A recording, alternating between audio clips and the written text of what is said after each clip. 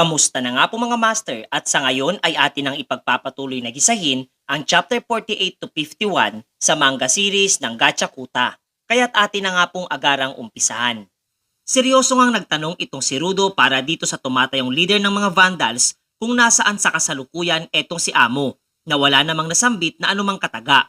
Sumingit naman sa kanilang komprontasyon etong si Engine at seryosong isinaad na malamang nga daw ay ginagawa nila ito upang muling subukang kunin etong ating pangunahing tauhan. Ngunit muli nga daw ang mga ito ay mabibigo buhat ng naroroon siya kasakasama ang makagaya nilang extra. Muli nga siyang nagtanong kung kanila nang sisimulan ang pakikipaglaro. Ngunit nananatili lamang tahimik itong tumatayong leader ng mga Vandals na napatingin sa kanyang hawak-hawak na orasan. Maraang isinaad nga nito na malamang ay nag-aalala etong si Rudo sa bagan ng pagkalap ng impormasyon katuwang ang mga janitors. Ngunit ang totoo, ang mga taong naninirahan sa langit ay palaging nakanda sa anumang posibilidad na magmumula sa abyss at ito ang pinakarason kung bakit ayaw siyang iwan ng mga janitors. Subalit wag na nga raw mag-alala pa itong binata sapagkat silang mga extra ay abot kamay ng kanyang prediksyon kasabay ng biglaang pagbulusok ng napakaraming basura mula sa mga naglalakihang manhole na nasa likurang bahagi nitong mga janitors. Lumikha nga ito ng mga tila ba naglalakihang alon na yari sa mga basura na talagang ikinabiglang masilayan nitong si Naruto. Problemado nga etong si Zanka sapagkat silang lahat ay tinatangay patungo sa iba't ibang direksyon. Habang ating masisilayan etong si Engine na chill lamang nakaupot nagpapaanod sa alon ng mga basura. Malakas nga niyang nawika na huwag na silang magpumilit pa buhat sa tanging mababaon lamang sila sa kumpul ng mga basura. Mas makabubuti pa nga raw na magpaanod na lamang sila habang kumakapit sa mga matitibay na bagay na nasa kanilang direksyon. Sa mga sandaling iyon ay ating masisilayan ang dalawang butas na pinatutunguhan ng mga basura at do'y tuluyan nagiwalay nga etong sina Engine at Zanka na labis na naghihimutok at nagbanta na kanyang papaslangin ang lahat ng mga miyembro ng Vandals. Pagkalipas pa nga ng ilang sandali ay ating makikita na naroroon pa rin etong nasabing grupo at etong kanilang leader ay kasalukuyang kapit-kapit etong naguguluhang si Rudo. Pagbitaw nga niya sa binata ay agaran itong nagtanong kung nasaan na ang kaniyang mga kasamahan. Na ayon naman dito sa lalaki ay wala siyang pake para sa mga ito kung nasaan man sila sa kasalukuyan sapagkat kusa silang sumunod sa kanilang kinaroroonan. Ngunit dagdag pa nga niya na ayaw nga daw niyang sinasayang ang mga bagay-bagay kasabay ng pagbibigay ng kanyang kautusan para dito sa iba pa niyang mga kasamahan. Natahaki na ang bawat lokasyong kinasasadlakan nitong mga janitors na agaran nilang sinunod. Kabilang na dito etong si Jabber na muling masayang kinamusta etong binata at ipinahayag na makikipaglaro muna sila sa mga kasamahan niyang extra. Kaya't sana nga daw ay maging maayos ang interaksyon nilang dalawa nitong kanilang bossing, kasabay ng tuluyan nitong paglaho at naiwan etong ating pangunahing tauhan habang nasa harapan nitong leader ng mga Vandals. Do'y natanong nga niya etong binata kung ano nga daw ba ang tinutukoy niyang amo at ito nga daw ba ang kanyang pinakarason kung bakit siya nagagalit. Sa mga oras nga ding iyon ay ipinakita muli sa atin etong si Zanka habang kasabay na lumitaw sa kanyang harapan ang isang portal na likha nitong si Miss Imbornal kung saan ay nagsimula na ring lumabas ang isang individual. Sa mga sandali nga ding iyon ay mas minabuting magpakilala nitong tumatayong leader ng mga Vandals at ninais na tawagin sa pangalang Zodil Typhoon. Kasabay ng pag-aalok dito kay Rudo na samahan siya sa kanyang planong pabagsakin ang langit mga master. Labis ngang ikinabiglang marinig nitong si Rudo ang nasabing pahayag ni Zodil. Gayun din, kapwa nga kanyang na-imagine ang klase ng bagay at pangyayaring nais itong isagawa laban sa mga naninirahan sa langit. Pahayag nga nitong si Zodil na hindi pa niya kailanman nasilayan kung anong klase ang nasabing lugar at ang pahayag nga daw niyang pabagsakin ito ay tanging tumutukoy sa mga taong kaniyang pinaka-target. Malamang nga daw ay nakita na rin nitong si Rudo ang nais niyang mangyari, lalo na para sa mga pinaka-target ng kanyang nadaramang galit, na wala ngang iba kundi ang mga tinatawag nilang disciples. Subalit do'y malakas namang nawika nitong si Rudo na huwag nga daw niyang iwasan ang kanyang mga katanungan. Gayun din, nais na malaman kung ano ang ginawa niya sa nagmamay-ari ng nasabing bota. Gayun din kung ano ang nangyari sa kaniyang mga kasamahan. Subalit sinagot naman siya nitong si Zodil na ang umiiwas sa mga katanungan ay walang iba kundi itong binata. Nilinaw nga niya na sinasagot niya ang mga katanungan nitong si Rudo batay sa kanyang sariling kaparaanan. Nilinaw nga niya na palitan ang kanilang pagtatanungan sa isa't isa na lumilika ng isang simpleng pag-uusap. Dagdag pa nga nitong lalaki na ang pinakaayaw nga daw niya ay ang magsayang ng anumang oras, gayon din ang mga katagang bibitawan. Kaya't makinig nga raw ng mabuti etong binata sa kanyang payag. Hindi naman makapaniwala etong si Rudo sa mga nangyayari at ibang-iba nga daw ang kanyang sitwasyon sa ngayon kumpara nung kanyang kaharap etong si Amo. At tila ba siya ay persahang ninanais na makipag-usap nitong si Zodil upang makuha ang kanyang nais. Nangangamba nga siya sa mga posibleng mangyari. Kaya't kung malalagay nga daw siya sa isang delikadong sitwasyon ay kaniyang sa pilitang gagamitin na ang ilan sa mga naitabi niyang basura na nasa kanyang bag kapag nagkagipitan. Maya-maya ay muli ngang natanong siya nitong si Zodil kung siya nga daw ba ay lubos na nag-aalala para sa kalagayan ng mga kasamahan niyang cleaners.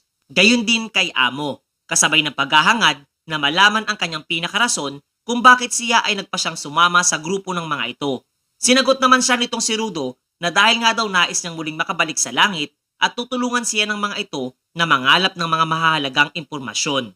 Ngunit ang kanyang naging kasagutan ay na-question itong leader ng mga Vandals na talagang ikinabigla niyang marinig. Binigyang diin nga kasi nitong si Zodil na ang pagpunta sa langit ay hindi kabilang sa parte ng trabaho mayroon ang mga janitors. At kaya nga lamang daw niya kasama ang mga ito sa ngayon ay dahil nagkataon lamang ang lahat. Gayon din, malamang nga daw ay hindi kontento etong si Rudo sa progreso ng kanilang nagagawa. Sa ibang dako naman ay ating masisilayan etong si Ryu na nagrereklamo sa duming sinapit ng kanyang kasuotan at iniisip ang kalagayan ng kaniyang mga kasamahan. Malakas nga siyang nagtanong kung mayroong ibang tao ang naroroon sa kasalukuyan, subalit kapadoy muling lumitaw din ang isang manhole at lumabas ang isang miyembro ng Vandals na mabilis na ikinumpara etong si Ryu sa isang nawawalat natatakot na kuting. Gayon din, ang ganong aksyon nga daw niya ay hindi niya kayang pagmasdan. Natawa na nga lamang sa kanyang tinuran etong si Ryu at isinaad na isang hindi magandang ugali ang bigla na lamang sumusulpot sa kung saan-saan. Maging etong ang si Engine ay bagyang nababagot at kasalukuyang napapaisip kung literal na iwalay siya sa kanyang grupo para lamang labanan etong batang nagtatago sa likod ng isang lumang aparador. Maging etong si Nabrot at Dia Santa ay kinakaharap naman etong matandang lalaki. Pagsasaad pa nga nitong babaeng kaharap ni Ryu na seryoso sila sa kanilang aksyong isinasagawa sapagkat kung hindi nila ito isasagawa ng maayos ay tiyak lamang na malilintikan sila. Maging etong si Zanka ay labis nga ang galit na nadarama habang sinasambit ang pangalang Jabber na muling siya ang kahaharapin sa kasalukuyan.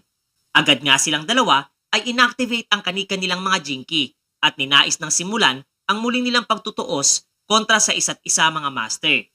Sa pagkikita nga nitong si Zanka at Jabber ay muli siyang nilamon ng paghahangad na pulbusin ang nasabing individual. At kung anuman ang original na plano nitong mga Vandals ay hindi na niya prioridad pa. Buhat ng ang pumatay o ang mamatay ang tanging naglalaro sa kanyang isipan habang sinasalubong itong atake nitong nasabing individual. Para nga itong baliw habang nakikipagpalitan ng matalim na pag-atake laban kay Boy Baston. Nakapwa nga rin iniiwasang tamaan ng mga nakakalason niyang kuko.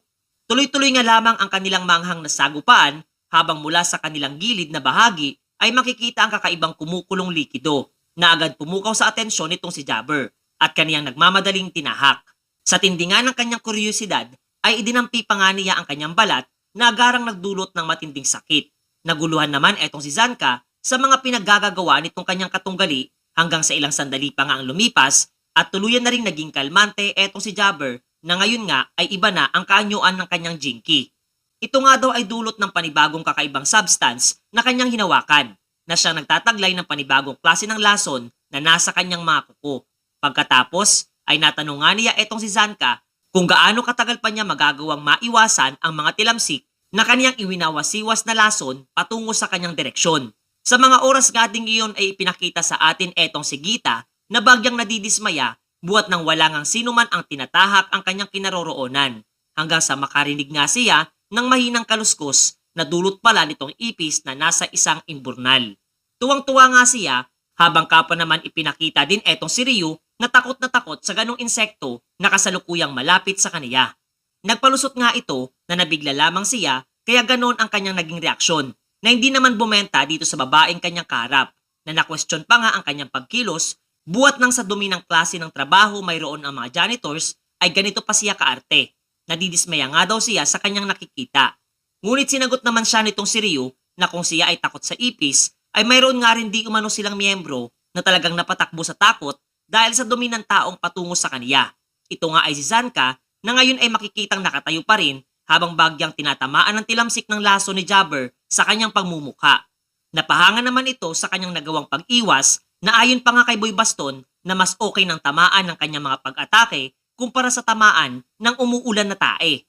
Kasabay noon ay kanyang malakas na inapakan ang kanyang baston na nakabaon sa isang malaking tipak ng kalupaan na kaagad nagpaangat patungo dito sa kinaroroonan nitong si Jabber. Saad pa nga ni Zanka na literal nga daw na hindi niya nagugustuhan ang klase ng pag-uugali mayroon etong basurang miyembro ng mga Vandals mga master. Sa ibang dako naman ay ipinakita sa atin etong si Boy Payong na bagyang nayayamot habang tinatawag ang atensyon nitong batang patuloy lamang na nagtatago sa likod nitong aparador. Nakakainip na nga raw ang maging mag-isa at manatiling tahimik lamang sa isang sulok. Ninanais nga niyang malaman kung etong si Rudo ang kanilang pinapakay at nais nilang ang mga kagaya nilang extra ay burahin ng tuluyan sa kanilang mga landas habang patuloy lamang na nagtatago etong bata sa likod ng nasabing kagamitan. Subalit taliwas nga sa kaisipan mayroon etong si Boy Payong ang kanyang nadarama buwat ng paghanga naman ang nararamdaman nitong bata sa kaastigan di umanong ipinapamalas nitong lalaking nasa kanyang harapan. Samantalang ang pares nga ni Nadia Santa at Brot Santa ay kapwa naguguluhan sa klase ng lugar nilang kinasasadlakan at napapaisip kung sila nga daw ba ay kasalukuyang nasa isang underground. Ang kanilang pahayag nga ay sinang-ayunan naman nitong matandang lalaki na kabilang sa mga Vandals. At kung nais nga daw nilang kumpirmahin ang katotohanan, ay maaari nilang subukang gamitin ang kanilang mga pagmamay-aring chokers.